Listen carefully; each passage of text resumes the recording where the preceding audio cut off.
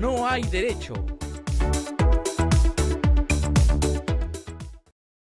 No hay derecho, lo anuncié antes de irme a la pausa, más temprano también cuando hacía mis comentarios, ha venido a visitarnos Mesías Guevara, usted lo conoce bastante bien, ha sido congresista, lo mencioné, ha sido presidente de Acción Popular, uno de los partidos, lamentablemente en este tiempo, en manos de gente que a mí, que soy hijo de Acción Populista, me da vergüenza, pero además ha sido presidente de gobierno regional o gobernador, como se dice ahora, y ahora hace parte de, en el ámbito de la política, del Partido Morado. Señor Mesías Guevara, qué gusto saludarlo, buenos días. Buenos días, gracias por la oportunidad. Venir. No, al contrario, gracias por venir a conversar con nosotros. ¿Qué ha pasado ayer? O sea, ¿cuál es su lectura de lo que ha pasado ayer? Había un anuncio, y más que un anuncio, acciones muy bien encaminadas, con 4 mociones que apuntaban a que hoy día, de todas maneras, Adriancén se iba de la PCM. Sobre todo cuando el fujimorismo dijo, nosotros vamos por la censura. Ya con eso los votos estaban garantizados. Pero el presidente empezó a hacer movimientos temprano, cambió 3 ministros, después su primer ministro negó que iba a renunciar, renuncia en vivo en la noche frente a la presidenta, genera una crisis de gabinete, tiene que nombrar. ¿Cuál es su lectura? ¿Qué ha pasado? ¿Cómo definiría usted el día de ayer? Bueno, gracias. En primer lugar, la presidenta ya está hace tiempo navegando o caminando, mejor dicho, en tierra movediza. Todo está cantado. Hace un tiempo atrás el propio Vladimir Cerrón dijo, entre mayo y abril la señora se va, dando señal de su poder que él tiene ahora con la alianza que ha hecho con el fujimorismo. Y por otro lado, el propio Congreso, que también quiere ya desmarcarse, deslindar de la señora presidenta. Eso hay que puntualizarlo. La señora presidenta o la presidenta Boluarte es hija de este Congreso, es la creación, porque discriminaron a Pedro Castillo, hasta obligarlo a hacer ese autogolpe, creo, y luego pusieron a esta señora cuando ella debió haber renunciado y haber convocado a elecciones. Y sin embargo, este Congreso lo ha sostenido para sus propios intereses, con todas las consecuencias negativas que ya conocemos.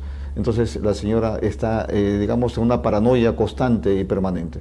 Y más aún con los temas judiciales que ella tiene, está que busca su propia seguridad jurídica, y entonces, y con lo que ha ocurrido, los mensajes que le daba el Congreso, mociones, mensajes de sus antiguos aliados, caso Renovación Popular, el mismo Podemos, es decir, todos le mandaron mensajes con el ánimo de ¿qué? De ellos ya de empezar a limpiarse de la difícil situación en la que ellos nos han llevado. Ahora, entonces usted cree que no es un juego de imágenes, sino ya es una convicción del Congreso, que es cómplice de la señora Dina Boluarte, pero que ya no la quieren, ya quieren desvincularse, o están haciendo la pantomima de diferenciarse para después exhibir. Nosotros hemos hecho contrapeso, hemos sacado a un primer ministro, hemos sacado a su ministro del Interior, 2 personas muy cercanas, pero mantenerle en el cargo todavía porque la necesitan. ¿Usted cree que esa segunda opción ya no es? La primera es, la van a sacar de todas maneras. Yo pienso que la van a sacar de todas maneras, y ahí hay que decirle a las organizaciones sindicales, sociales, porque piensan que al sacar a la señora Boluarte va a ser un triunfo de la calle, de la sociedad civil. Puede que tenga algo de cierto, pero lo sustancial es de que la señora ya no le sirve al Congreso de la República, porque hace tiempo ellos pudieron haberla vacado, pero no lo hicieron. Y es como que en estos momentos el Congreso también está en una actitud desesperada y contra el tiempo, porque ya vienen las elecciones, estamos a 11 meses de las elecciones del próximo año, entonces quieren deslindar, quieren sacarse la mochila pesada que ellos han puesto. Pero hay algo particular. Ellos, los congresistas actualmente, en su gran mayoría, por no decir todos, tienen la mano manchada de sangre. Y entonces, con la mano manchada de sangre, no pueden limpiarse la cara. Al contrario, se van a ensuciar más de lo que tienen la cara sucia actualmente. Por eso, por más que lo vaquen a la señora, lo saquen, ellos tienen la cara sucia.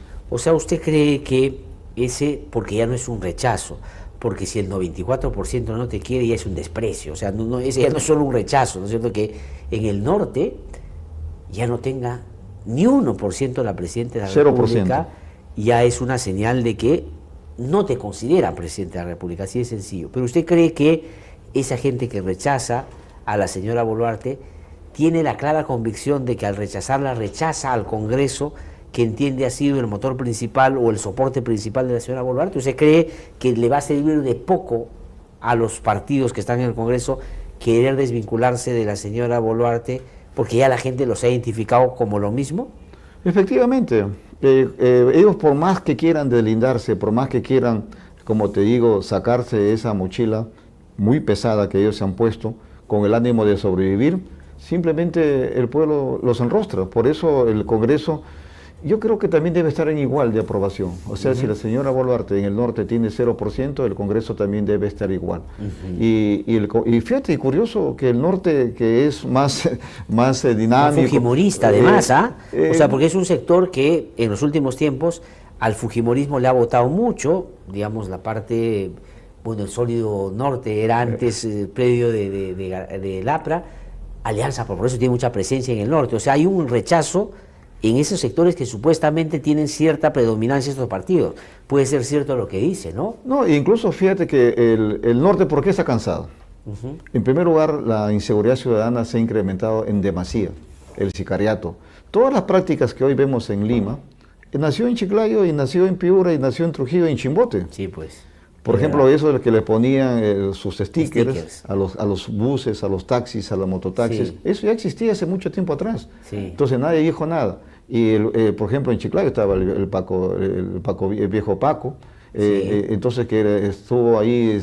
no, y en Trujillo, Tambodemor, el Porvenir, Florencia, claro, eran ya zonas... La Esperanza. De Esperanza, claro. Entonces claro. Igual pasa en Chimbote, incluso hubo un Chimbote que hubo en un momento que había escuelas hasta de sicarios, y nadie decía nada, y Piura igual. Entonces todo eso ha venido acá y el norte se cansó. Es decir, se cansó de la inseguridad ciudadana, pero también se ha cansado de la ineficiencia y la ausencia del Estado, por ejemplo, en torno a lo que significa la reconstrucción del norte. Y sus consecuencias, y la reconstrucción fallida. Y el otro lado también que se ha cansado el norte es, sin lugar a dudas, el tema de los servicios públicos. Por ejemplo, agua, salud, saneamiento. Fíjate que el norte, empezando desde Chiclayo, Cajamarca, las zonas costeñas, de la selva nororiental de Cajamarca, por ejemplo, el dengue sigue matando gente.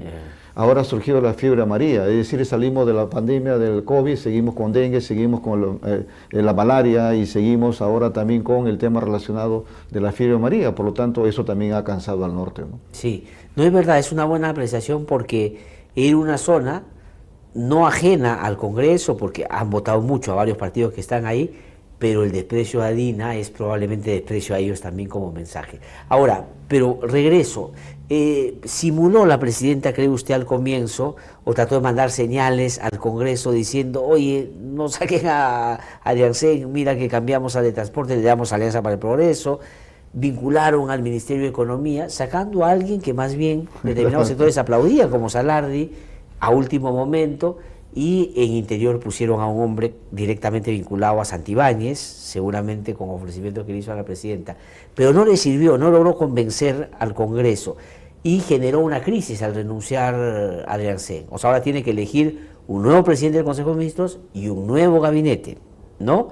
¿Usted cree que por más esfuerzo que haga la presidenta y más conversaciones que establezca con el Congreso, ponga a quien ponga y a su suerte esté echada con el Congreso?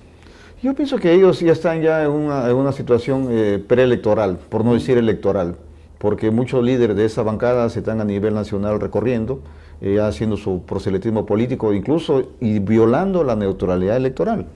Ahí el Jurado Nacional de Elecciones no está haciendo su tarea, porque hay muchas autoridades, ya sean alcaldes o gobernadores regionales, y otros ministros y otros, ministros no, pero sí alcaldes, gobernadores, que están recorriendo el Perú, violando la neutralidad electoral. Entonces ellos están en esa etapa, y como están en esa etapa, ellos quieren deslindar públicamente de la señora Boluarte. Ahora, el tema está, ¿a quién va a poner como primer ministro de la señora? Ella seguramente, otra vez por defenderse ella misma, va seguramente a recurrir dentro de su cercano más íntimo. Claro. Algunos de los ministros actuales lo va a hacer un enroque y lo va a poner arriba como primer ministro. Dicen que puede ser Arana o que puede ser Maurate. Claro, pues yo creo que el que suena más creo que es Arana, porque es más cercano también del hermano Nicanor Boluarte, ¿no? Bueno, Maurate también, así es su viceministro. También sí, viceministro. Entonces, claro, cualquiera de los dos, pero yo pienso que el que está sonando más es Arana. Bueno, en fin, que sea quien sea. Ahora, ¿importa de algo, sirve de algo el cambio, ponga Arana o ponga Maurate, de cara a su relación con el Congreso 1? ¿Y sirve de algo en su relación con la gente de algo que cambie o no cambie? No va a servir de nada porque la gente va a decir siempre lo mismo. Daría algo de un mensaje distinto si convoca a independientes, si convoca a alguien de un gabinete más técnico que le dé ese respiro y esa transición democrática. En algo le ayudaría. Ahora, pero siguiendo en el razonamiento previo que usted ha hecho, ¿quién a estas alturas que quiera mantenerse en política va a aceptar vincular? Todos se quieren desvincular. ¿Quién va a querer? Salvo que, oye, oportunistas hay siempre, o sea, siempre va a haber, o sea... Aventureros gente, siempre va a haber. Sí, ¿no? Pero que gente que que quiera participar el 26 en las elecciones, entrar al Congreso y todo, bien difícil que le acepten. Va a ser entre ellos. Como se decía antes, pues con Colón, ¿no? Ya raspar la olla, digamos, ¿no? En realidad eso va a ocurrir por varias razones. Una razón es la que muy bien manifiesta, si coincidimos, en la que no va a haber alguien en su sano juicio que acepte esta papa caliente.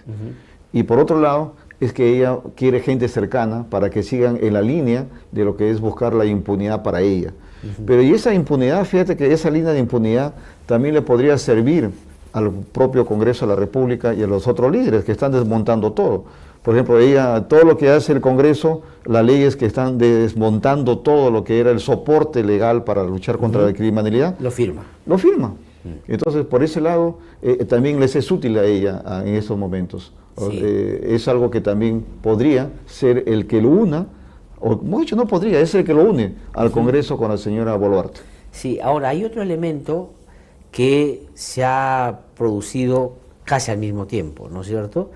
Una es la crisis de gabinete, de la cual hemos hablado, la otra es que hay un paro hoy día, sectores importantes de la población están reclamando al gobierno una vez más, sobre todo por los temas de inseguridad, pero la insensatez de la presidenta y la terquedad y la tosudez llevó, y hoy día Carlos Viguria, que sacaba una nota aquí, en una crónica que hizo hace un ratito, contaba que una cosa que le enfureció a la presidenta de la República tenía que ver con el pedido al Congreso para que pueda ir a participar de la misa del pontificado. Del pontificado del Papa. Y ¿qué tan inconsciente puede ser una persona que en medio de todo lo que está pasando tiene una casi obsesión por cosas de esa naturaleza, ¿no? Yo pienso que la señora vive en una burbuja y ha perdido el sentido de la realidad, ha perdido el sentido de la realidad y de la responsabilidad también. Hasta ahora no asume que ella creo que es la presidenta de la República, no asume, no despierta, porque nunca pensó creo que ser presidenta de la República. ¿Pero qué piensa que es entonces? O sea, ella piensa que todo está bien, o sea que, discúlpeme la palabra, casi patológico, en el sentido de psicópata, ¿no? Es decir, que no vive la realidad actual. Ella piensa que todo está bien, que todo está de las mil maravillas, cuando todo el mundo hasta que pide su cabeza.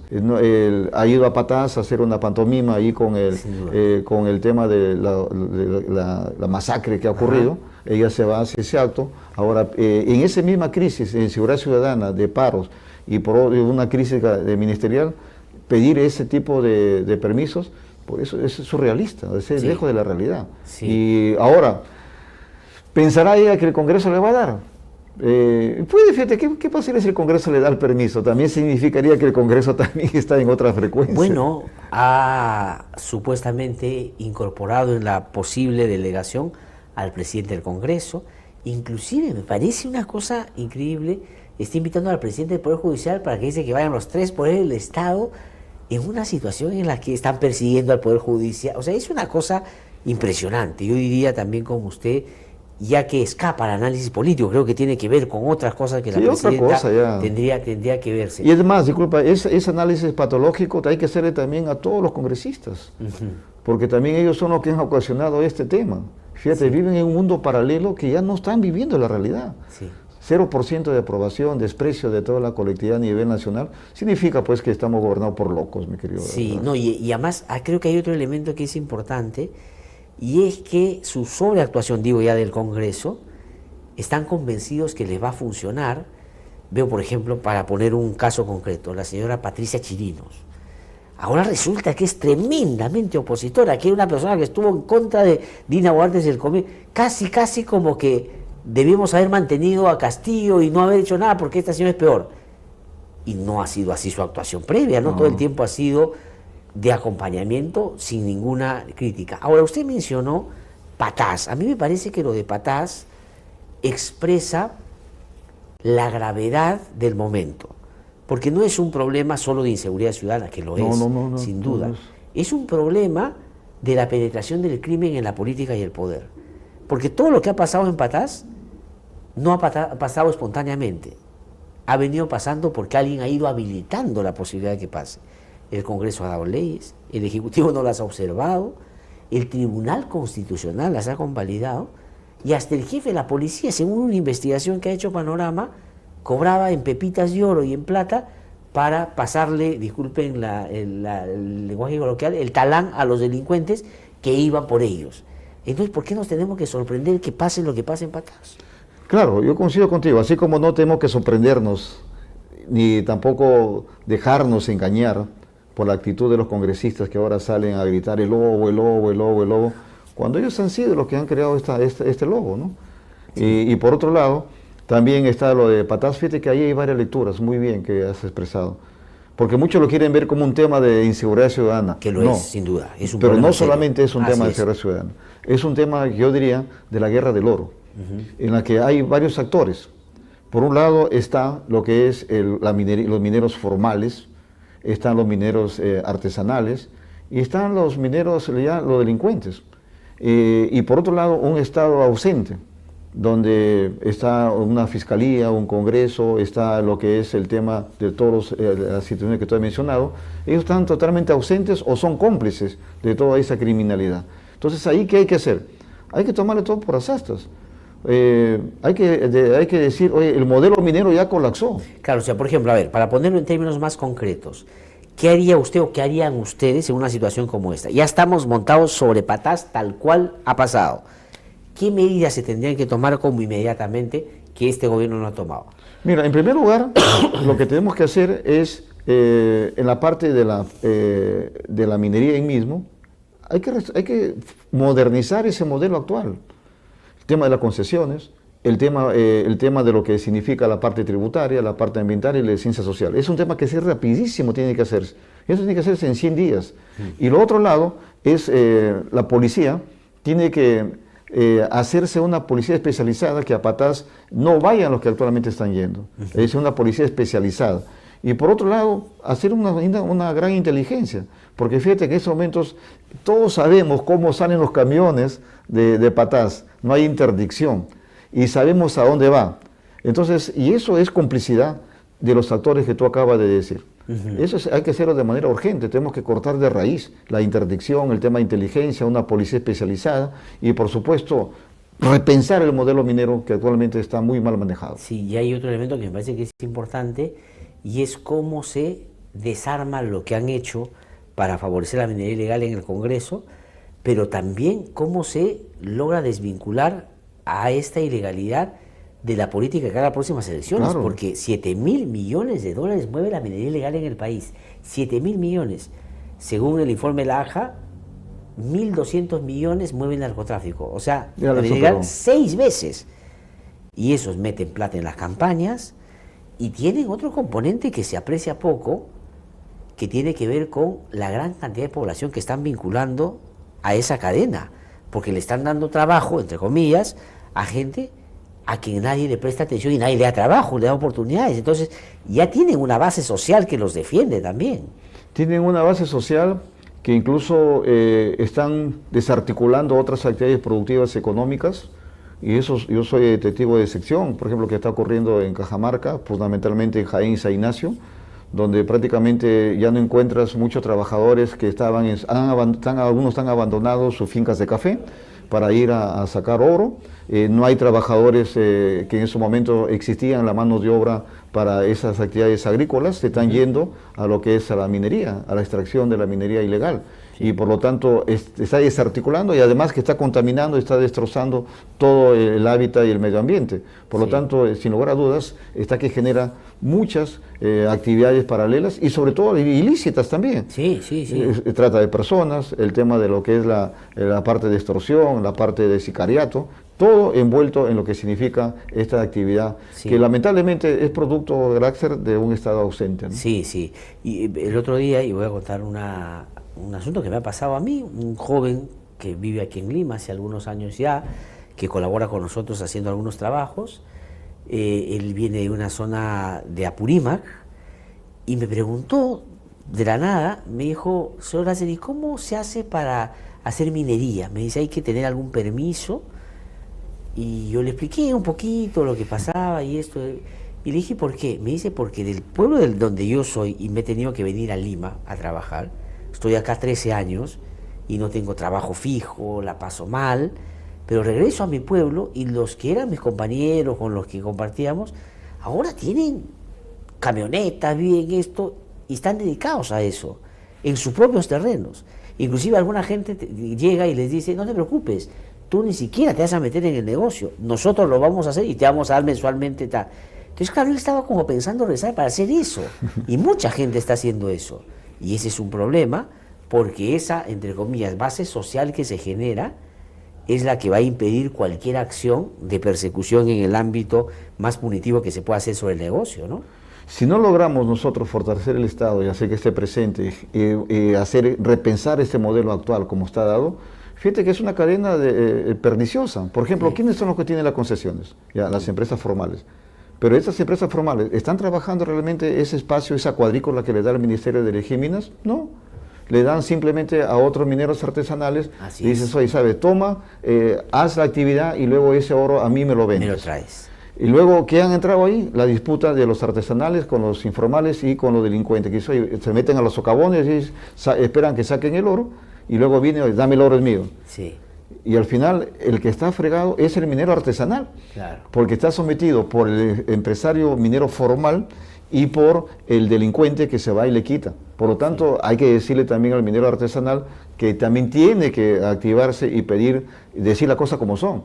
Y eso hay que repensar el modelo minero, si no estamos fregados. Estaba leyendo un informe sobre eso el otro día, porque la demanda por oro, por cobre, en el ámbito internacional es de tal magnitud que las empresas formales en el Perú no logran tener la capacidad para responder. Y muchas se están vinculando con este sector para compilar, recoger, sumar, lavar, porque finalmente lo lavan, digamos, y lo venden ya formalmente. O sea, ese es un tema también que hay que abordar. Y el oro, fíjate que a nivel mundial, ¿por qué está en ese sentido de despegue? Está en ese sentido porque han surgido nuevas tecnologías fuertes, como el caso de la inteligencia artificial, que requiere por las características de conductividad del oro para poder ser utilizadas en este tipo de tecnología, en la parte biomédica, en la parte robótica, es decir, que está, su uso está siendo bastante masivo. Y por otro lado, fíjate que también debemos de repensar esta situación para convertir nuestras reservas en oro, pues. ¿Por qué no seguimos de nuestras reservas en oro? Cuando yo fui congresista, presenté un proyecto de ley para que nuestras reservas ya sean de oro, tengamos en oro. Oye, me abollaron, me crucificaron, diciéndome que yo era un comunista, izquierdista. Oye, pero ¿por qué? Le digo, si en vez de tener dólares, debemos de tener oro. Y ahorita nuestras reservas estuvieran mucho mejor que la que actualmente tenemos, estuvieran 10 veces mayor que la actualmente tenemos. Ahora, pero ¿se da cuenta usted cómo ha venido? O sea, a veces que ahora que usted viene de ser parlamentario, viene de ser gobernador, en esa época no sé si coincidió con usted para poner una cosa que no es puede ser anécdota ahora ya por el crecimiento del crimen organizado en la política, había el Comeoro, que fue un caso escandaloso de un congresista vinculado a la minería ilegal. Hoy día ya no es un congresista vinculado a la minería ilegal, es un congreso trabajando para la minería ilegal cuyo presidente es una persona que a todas luces favorece la minería ilegal. De hecho, el Comercio ha publicado hace un par de días un proyecto de ley que presentó el año pasado para que no pudieran sancionar a quienes transportaban explosivos y qué sé yo para la minería, bajo la lógica de que están en proceso de formalización. Es decir, mire usted, ¿usted fue congresista qué años? No, sí, yo coincidí. ¿Qué año fue ese? ¿Qué año fue? ¿Qué periodo fue ese? 11-16. 11-16, o sea que hace 9 años. Había un congresista sindicado de esa manera, pero yo pienso que hoy los mineros ilegales ya no quieren ser congresistas, sino que les sale más barato financiar a gente que vayan al Congreso y como sus empleados de ellos, ¿no? O sea, que tener empleados como congresistas, y ahora lo están haciendo. Fíjate que todas las leyes que han sacado ya va en esa misma línea, sin necesidad de exponerse ellos como personas ante el escrutinio nacional, político y jurídico. Por lo tanto, no necesitan ellos de ser congresistas, sino hacer que gente cercana a ellos se conviertan en congresistas. En otras palabras, poner empleados en el Congreso. Sí, pues.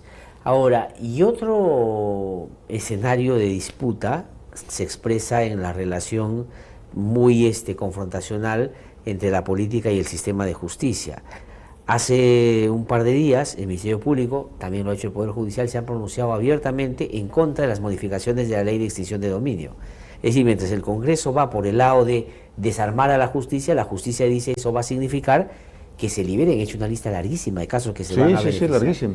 ¿Qué piensa de eso? Eso es lo que te decía, o sea que lo que va a unir en estos momentos a la presidenta con el Congreso es la impunidad y favorecerse en todo este tipo de hechos. Por ejemplo, ese tema de la extinción de dominio es un caso muy dramático y no solamente dramático, sino peligrosamente pública, es decir, en el sentido que han perdido hasta la vergüenza para sacar este tipo de iniciativas legislativas.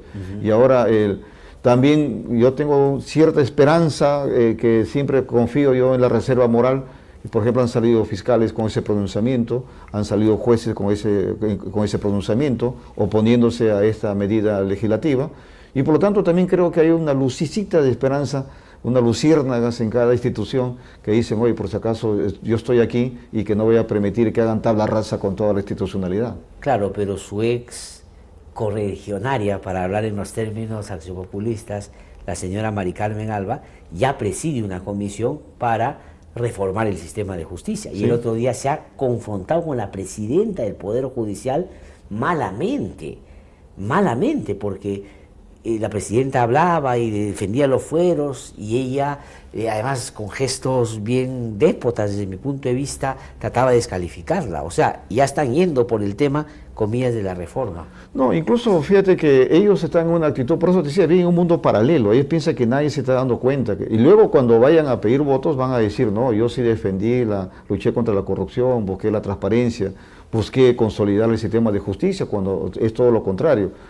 Ahora, yo sí creo, fíjate que las formas también se han perdido, las buenas formas se han perdido. Caso de lo que tú estás manifestando, hay políticos congresistas que se creen que están en la época colonial, incluso parece que fueran hasta familias endogámicas, entonces que tienen ya, no sabemos en su estructura molecular qué tienen, por eso actúan de esta manera, y eso hace que tengan esta acción contra la señora del Poder Judicial. Sí. Yo sí creo que esas buenas formas, yo siempre digo, la diplomacia es para los diplomáticos, la diplomacia no es para los chanchos. Entonces, si la señora de Poder Judicial, si recibe ese tipo de... debe responder igual, disculpe, no puede ser, ella es presidenta de un poder del Estado, y la otra es una simple congresista, y no puede ser posible que una simple congresista que se porte de esa manera como una presidenta de un poder del Estado. Entonces yo pienso que hasta eso se ha perdido, códigos democráticos, código de respeto, y yo pienso que ya es tiempo que también los señores fiscales y los supremos y los jueces supremos defiéndanse también de igual manera, no digo que sean achorados o acharadas como ellos, pero sí deben defenderse como corresponde. Claro, lo que pasa es que se han perdido, como se dice, los modales democráticos. A eso voy. ¿No?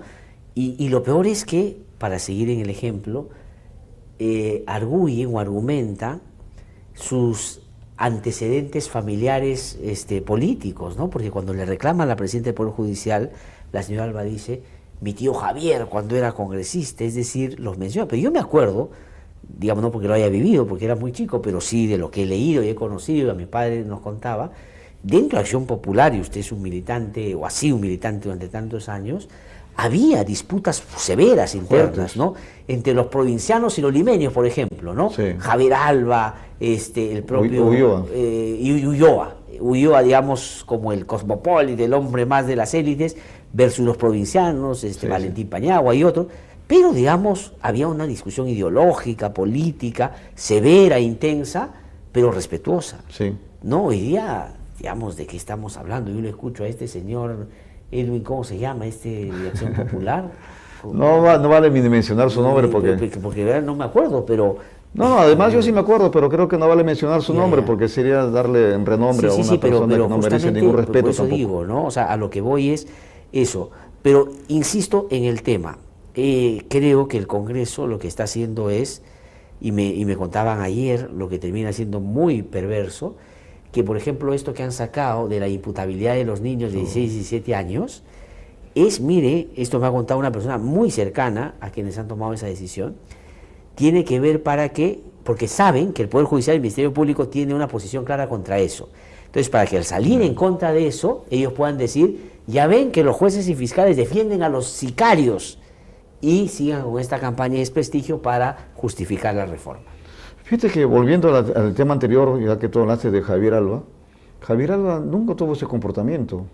No, pues. Javier Alba era una persona muy dura, pero muy inteligente, a tal punto que él es padre del Código Civil, Procesal y Penal en su momento, y por lo tanto que esta congresista invoque el nombre de Javier Alba, al final creo que constituye una blasfemia contra el propio Javier Alba, que en este momento en su tumba, en lugar de estar descansando en paz, debe haberse revuelto.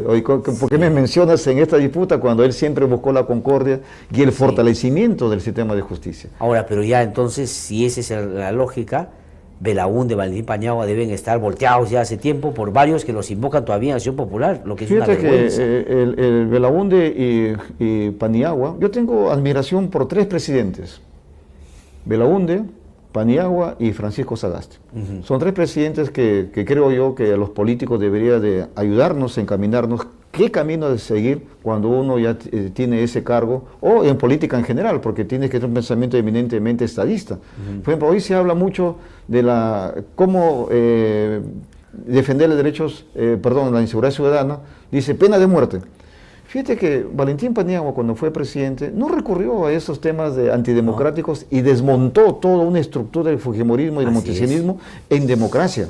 Fernando Belaúnde Terry hizo lo mismo cuando hubo la transición, recuperó la democracia. Igual pasó con Francisco Sagasti, que recuperaron la democracia, pero sin recurrir a la violencia física ni verbal, y menos a bravuconadas. Por lo tanto, esos 3 presidentes yo creo que deberíamos de verlos como referentes de cómo debemos hacer política. Ahora, por supuesto que también nos encontramos con otros lados, como tú lo que estás expresando, estratagemas bastante, digamos, oscuras, como que hacer que el Poder Judicial y la Fiscalía pisen el palito, para ellos luego salir como los grandes defensores. Eso me lo contrario me dice, mire, han sacado, ¿por qué? Porque saben que la postura histórica del Poder Judicial y del Ministerio Público es esa. Y entonces van a hacer la campaña, ahí están, y es verdad, mire usted las intervenciones públicas de algunos congresistas acusando defensores de sicarios a los jueces fiscales. E incluso dicen hasta los propios periodistas también. Claro, yo estoy absolutamente en contra de una cosa de esa naturaleza, pero claro, entonces ya te acusan como defensor de los delincuentes, para tratar de justificar la captura que quieren hacer del sistema de administración de justicia. Ahora, otro asunto que es importante, para ir terminando ya, es qué va a pasar de aquí hacia las elecciones. No estoy hablando ya de alternativas políticas, sino en realidad de qué cosa va a pasar con las condiciones y las reglas con las que se va a jugar ese partido. Porque inclusive el presidente del Poder Judicial ya salió del Jurado Nacional de Elecciones, a plantear que se saquen de carrera a los partidos que tienen firmas falsas, por ejemplo. Y eso, que suena justiciero, está pensado también en sacar a algunos que los que están dentro no quisieran que participe. Es decir, ¿cómo va ese movimiento ahora que hemos visto la escenita esta, Congreso versus Dina, con el tema del cambio de gabinete? ¿Hacia dónde van a apuntar esos seguros? Mira, en primer lugar, Glaxer, lo que está ocurriendo con el proceso electoral es un escenario bastante incierto. No sabemos las reglas claras todavía en general, porque con este Congreso de la República lamentablemente se siguen dando normativas, a pesar que ya se convocaron elecciones y no podrían darse nuevas reglas, pero ya el propio presidente del Jurado Nacional de Elecciones está pidiendo al Congreso que haga aprobar esta ley para sacar de carrera a aquellos partidos que habrían falsificado firmas. Ahora, yo te voy a ser sincero, viendo la relación de partidos políticos, no creo que se apruebe esa iniciativa legislativa. O si es que se aprueba, recurrirían al principio de la retroactividad, es decir, de la no retroactividad. Dice, está bien, aprobamos, pero que vayan del 2027 para adelante. Ajá. ¿Y por qué? Porque fíjate que lo que expuso Renier, de los 43 partidos, 32 que estaban involucrados en la supuesta fábrica de firmas, y ahí están mayoritariamente los partidos que están en el Congreso. Sí. Incluso los que no están otras con sospecha de corrupción, denunciados por organizaciones criminales. Por lo tanto, yo no creo que esa iniciativa se apruebe. Ahora, va a pasar eso, y lamentablemente esos que han falsificado firmas, que han puesto su fábrica de firmas, al final podría pasarse como una anécdota, fíjate. Es decir, como estamos a 11 meses, un tiempo relativamente, para este caso, largo, porque se puede olvidar, y por otro lado, como bien dices, el más allá de las tendencias políticas, yo veo, reitero, un mundo bastante incierto lo que nos espera en estos momentos. Incluso podríamos llegar a un escenario bastante agresivo. No vamos, sino que vamos a estar en un tema bastante agresivo. Y pues es muy similar a la de Ecuador, porque... O sea, usted dice no solo agresivo en los términos habituales de la política intensa, sino que crímenes, atentados contra candidatos, a eso se ¿Y sabes refiere. por qué? Porque los que están hoy controlando el poder no lo van a querer dejar. O sea que se van a atornear en el poder con todo, ya sea como lo que están haciendo con las partes legales, y si no les funciona, van a ir a través de lo que significa violentar. Y ahí están las economías criminales. Ellos son los que van a actuar, van a ser utilizados. Si hoy mismo, fíjate que a diario están matando gente, no perdonan ni siquiera al bodeguero, no perdonan ni siquiera al mototaxista, entonces peor va a ser a un político que vean como un peligro para que les quite el poder. Entonces yo presumo que van a haber bastante sangre en este proceso electoral. Qué terrible, ¿eh? Señor Meseguera, le agradezco mucho por haber venido a conversar con nosotros. Un gusto siempre tenerlo en el programa. Vamos a seguir gracias por la conversando. oportunidad como siempre. Al contrario.